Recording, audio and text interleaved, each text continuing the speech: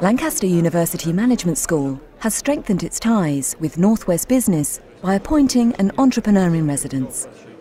Ian Gordon has been a successful businessman and entrepreneur for over 25 years. And with funding from the Economic and Social Research Council, he's now forging ever closer links between the business community, leading academics at Lancaster, and management school students. But what exactly is an entrepreneur in residence? It's an absolutely brand new thing for the university, and what a fantastic thing for them to be doing. They've decided to take somebody from business, put them in the university and work with the university management staff on how can we work better with businesses. So my role is that I understand what the small businesses want, because I'm a small business owner myself, and I work with the universities on trying to make it the best that we possibly can for them. Drift, fabulous. Have we got a lot more of this?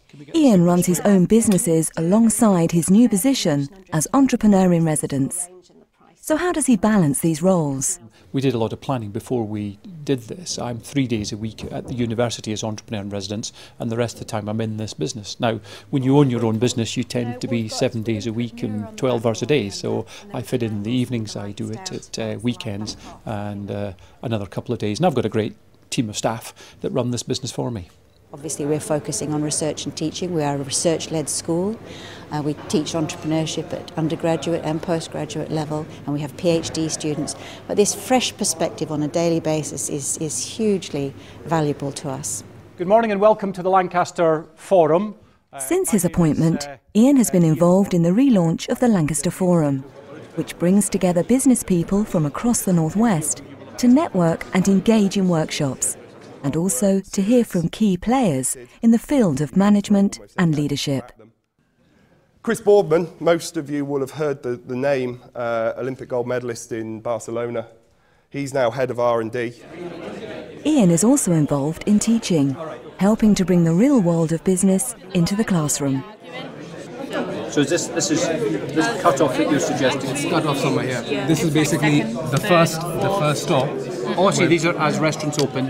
Exactly. So as restaurant opens, we might look at developing international marketing strategy, going abroad, franchising. You know, if venture capitalists are putting money in, it's because they think it's a high-growth business. Sure. There's lots of opportunities. So if you put money in there, if they put a lot of cash into your business because they think this model will work, they'll want you to roll that out very fast. We have links directly through with a number of businesses. So when the students are on this particular program, they have guest lecturers come in and talk to them.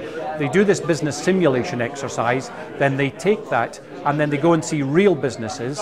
We're going to see some in the next few days, and they ask them questions about their business idea and how does it apply to real business situations that they've maybe experienced.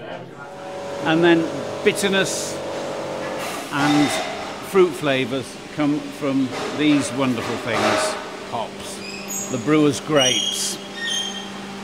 Rub them very hard. Get that, smell that. So in the current economic climate, there's about 5 pubs closing a day.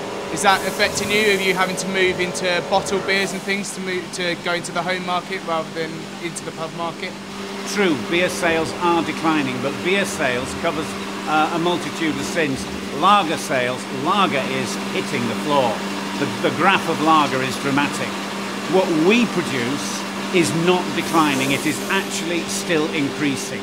Through Ian, I have had considerable contact with Lancaster, and very helpfully so.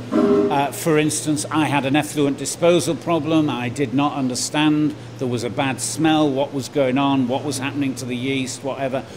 I got in contact with the Environment Centre, and I had a very nice, very helpful PhD, came out, talked to me, sniffed it, gave me advice. It was the right advice.